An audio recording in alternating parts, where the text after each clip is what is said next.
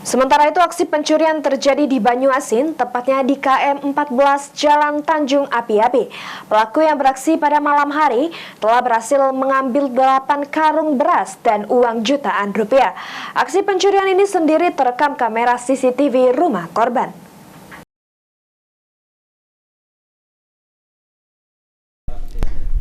Rumah warga di Jalan Tanjung Api-Api, kilometer 14, Desa Gasing, Kecamatan Taleng Kelapa, Banyuasin, dibobol kawanan maling.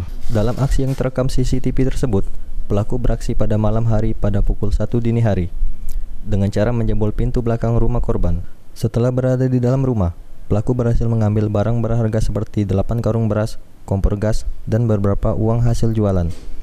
Kerugian ditaksir hingga jutaan ribu rupiah.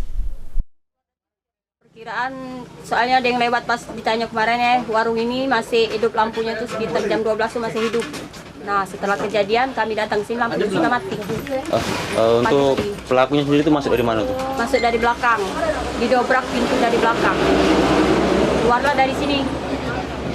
Apa saja yang hilang? Beras 8 karung, sama tabung gas, sama kuota-kuota internet.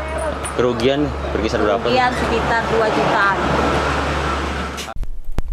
Atas kejadian ini, korban telah melaporkan ke Polsek Taleng Kelapa, Banyuasin dengan membawa rekaman CCTV yang memperlihatkan secara jelas wajah dari pelaku pencurian. Suryadi, PAL TV.